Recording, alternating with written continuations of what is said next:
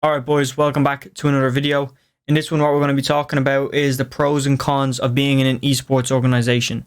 By esports organization I mean like clans like FaZe, whether you're a content creator, video editor for them, thumbnail maker, running social media, or an actual content creator or someone competing.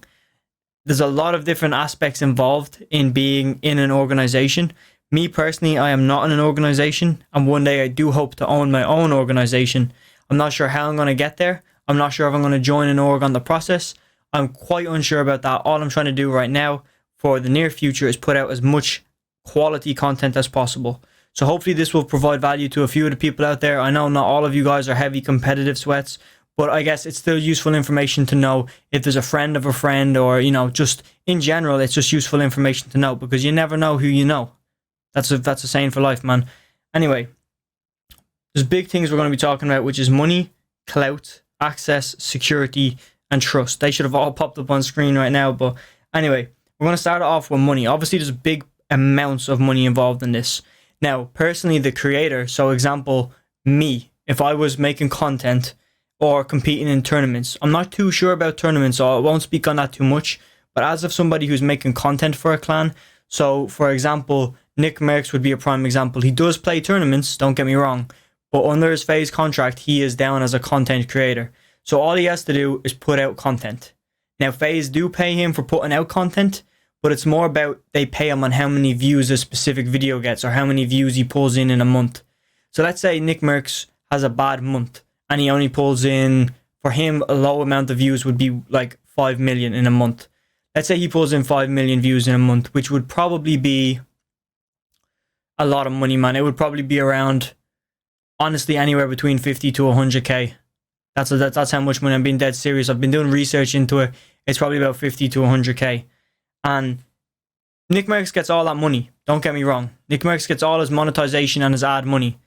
But FaZe would then pay him on how much awareness he brought to FaZe. So if he doesn't grow and doesn't bring awareness to FaZe, they won't pay him as much. Now, that is depending on the contract details, and like nobody knows that except Nick Merckx and the leader of FaZe. So there's not really too much we can do, but in general sense, if you're pulling in a lot of views, you will get paid more.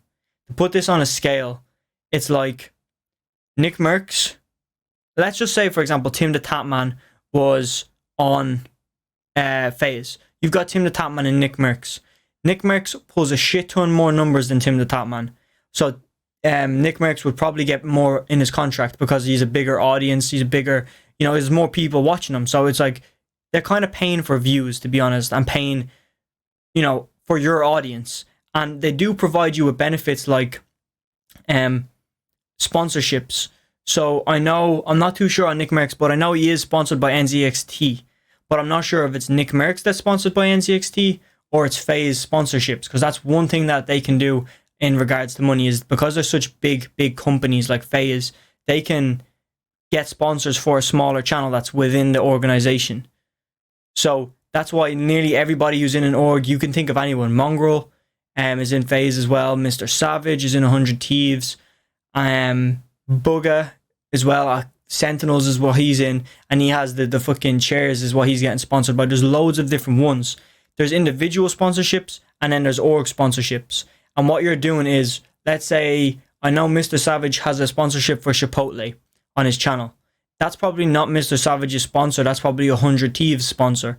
But it's been shown on Mr. Savage's channel because that's what 100 Thieves have gotten a contract to, like, provide in 1 month 50 million views to Chipotle via an ad, via a little kind of card that would pop up the size of my hand cam on screen, and it would stay there whenever Mr. Savage posts a video, live streams, whatever it may be, and Mr. Savage has to hit a certain amount of views to get paid for that promotion.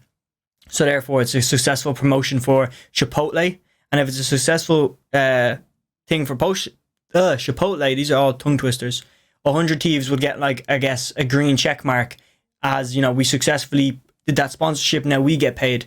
And that's literally how it would work with money. So for content creation, it's about ads, views, and overall clout and eyes on you. But for tournaments, it's a bit different. If you're down as a competitive player, it's more different. They want you consistently placing so you don't get dropped, first of all. But on top of that, it's like you have to be hitting 6 hours online every day. You have to be on this diet. I'm dead serious. They will give you diets for playing. And now I want to do a video on the best foods to eat for playing. I feel like that would be a nice topic for people out there who want to get that extra bit of sweat off. Because realistically, man, there's actually a lot you can do in Fortnite to improve, like, you know, your edit courses, your builds and stuff like that.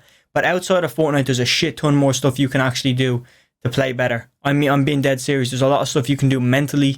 There's a lot of stuff you can do with your knowledge and, like, for example, watching these kind of videos, as well as what you can eat and what you can drink. And I've done a bit of advice on this before, talking about coffee and stuff and sugary drinks, but I want to go more in depth into like meals you could eat and just different types of fruit and stuff. So let me know in the comments if you guys want to see something like that might help you guys out.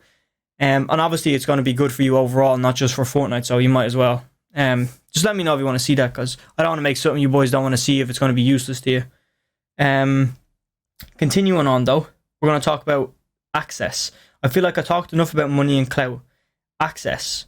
Access is important because you get access to events by being in an organization. Organizations just have bigger connections to different tournament hosts and stuff like that. So the way they usually work is, let's say, DreamHack, for example. When DreamHack used to be a physical LAN tournament, which means you show up to an arena to play, DreamHack would reach out to big clans first and would be like, 100 Thieves, do you have anybody you would like to submit for a Fortnite squads tournament? Would you have a roster that you would like to submit? Or FaZe, do you have a roster that you want specifically playing for you in this DreamHack tournament when it's a LAN and it's only invite only? The big clans get the names first. You know why that is? That is because, again, the big clans have a lot of viewers coming in. So when you put all of the biggest viewers on the same live stream, example as well, FNCS does that a lot. When the FNCS official broadcast happens, it doesn't show any, small games in FNCS. It shows all the big streamers in the finals and stuff like that, and all the big players, YouTubers, streamers, all of them, man. It shows them all. Why? Because everybody wants to watch them because they're more publicly known. So therefore, that pulls in a lot more viewers when you put the name like Nick Merckx, Cypher PK, Nick 30, Clicks, Bugga. When you, Mr. Savage, when you put all them names in a title, it does pull in a lot more views. So that's the reason why they're doing that. It's kind of just like you're playing probably the lowest potential position. You're playing on the board. You're going to get fame if you win or if you come top 5. So that helps you. And just your face being there, you're getting recognition. Your channel's getting a shit ton of recognition. But also, when you win, part of your earnings will go to 100 Thieves for giving you the opportunity of playing in the tournament. That's how the clan tournaments work and all that kind of stuff. You do get access to tournaments, which does result in you pulling in a load of viewers, a load of new fans, whatever it may be. But you're kind of just being used as a pawn to pull in overall more views for 100 Thieves. And if you guys win, you do get a nice cut. You get a nice cut, but a lot of that money then does go on to the clan and split between all three of you guys, whatever type of tournament it is. Moving on though, security. What I'm talking about security is like when you sign a contract with big clans and organizations, it's very rarely for a year or 2 years. It's more like 5 years or 10 years. And you get stuck in one of them, man, it's a lot of legal cases and stuff to try and get out of it. It's not just like, yeah, I'm done now, I'm dipping. I'm just taking whatever. If it's 100 Thieves in my name, I'm just, removing that. It doesn't work like that. You can get heavy sued for doing stuff like that then. And it's just not nice. I believe that did happen to Nick Merckx. He had a contract with 100 Thieves, and the contract that they were providing him, the deals weren't being met. He quit. I shit you not, 2 days later, he gets signed to FaZe. I think in his way, it worked out a lot better. But he has been in 100 Thieves for a long, long time. I'm pretty sure he helped it from the ground up. I'm pretty sure he did. So you do gain a lot of security being in a contract, but it can work both ways. You can be in a contract, let's say for me, let's say I hit 1,000 subs, someone offers me a contract of a salary of maybe 200 to 500 a month in euros or dollars, doesn't really matter. 200 to 500 a month. And I'm like, yeah, okay, that's great. But imagine it's a 5-year contract. And imagine 3 years into that contract, I am pulling in, let's say I have 1 million subs and I'm pulling in like 100, 300k views every video I put out. I have 1 million subs and I'm in a contract that's paying me 500 a month. Okay, and for a video, I would probably make, for one video, I'd make what I'm getting paid a year being in that org. One video equals a whole year for being in that org. And that's just not where you want to be, because you're kind of providing that org clout. And unless they're willing to, if they don't have the money to pay you, they better be making up for it in other ways, like publication, paying for advertisements, getting you out there and really trying to help you. Because at the end of the day, if they're helping you, you're helping them with all the views you're pulling, and you're growing their brand, not just your own. You're not independent anymore. So things like that do get a bit sloppy and stuff. So you want to be kind of just playing for recognition. That's why FaZe, being such a big clan, can have people from all over the place and real small creators join, because they actually can provide value to them. They can provide eyes and clout. And that's just very good overall for a creator. Not so much someone who's playing at tournaments and doesn't stream and is strictly a competitive player, because there's a lot of people that are actually signed to clans that you would never heard about. You might have heard a name pop up and stuff like that. But I'm pretty sure a prime example of one is Scump. Scump is a Call of Duty player who used to just play strict competitive. Now he streams a lot, but he's still heavy competitive. You never heard of him, like, unless it was in a kill feed and stuff. Like, only real true grinders and fans would have known who Scump was in COD. He still is a great player. He's still the best player, man. He's not one of the best. He is the best player in COD. He's a savage, man. You don't want to get in a lobby with him, I tell you right now. But people just, they never really heard of him, and he's still not super popular. But I'm just saying, there's loads of players like that are the best in the world, and you'll never hear of them. Even though they're signed to big companies like FaZe and stuff, they're just not content creators. You might see them in the odd FaZe post pop up, like he won today's title and stuff like that, but not on YouTube and big place. And then obviously you gain trust. Let's say, for example, you pull off a 5-year contract with 100 Thieves, okay, and then you want to leave your contract.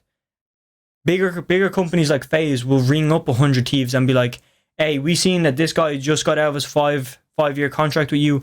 How was he? What did he do? Was there any trouble? Was there any this? We're thinking of recruiting him. What are his strengths? What are his weaknesses? Do you think of this? What do you think of that?" They'll go to the other clans that you were with before even going to you, to see if you're worth making a call to or an email, seeing if you're trustworthy to, provide value to their brand as well.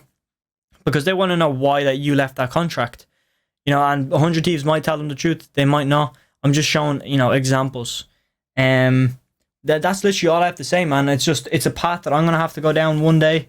I am going to get offers in the future.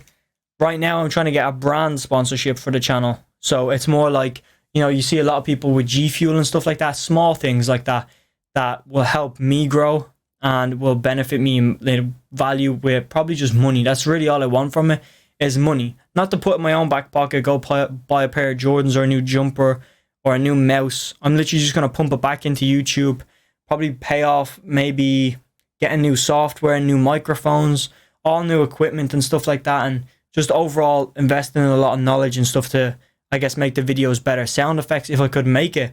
Like, the first thing I plan on doing when getting monetized, boys, is reaching out and trying to get a video editor. I'm being dead serious, man. If I can have someone to edit my videos, it will free up a lot more time for me to be competing in bigger tournaments and overall just having a much better time. But, I like editing, but I prefer these one-to-one, like doing the voiceovers and talking to you guys and live streaming and all the big stuff like that. And to anyone who's here from TikTok, you boys are legendary, man. I'm loving the TikTok grind right now. I'm posting 31 videos next week. 21 videos. Still a shit ton. 3 videos a day for 7 days. And depending on how that goes, I might scale it and do that same thing all the way through the year. I'm not sure how I can manage it, because like I said, I'm independent. That's me recording 21 TikTok videos. That's me editing 21 TikTok videos, voiceovering. It's a lot of work, man. But sure, that's what we do. We grind over here. So if I can provide value to that extra few people, it would be a big W. So I'm going to get out of here, going to edit this video and probably upload it. To be honest, man, I got to go to sleep though. It's late. It's late, boys. I'm out of here. Like this video for you boys, staying up till 2 a.m. to make this video for you. I'm out of here, man.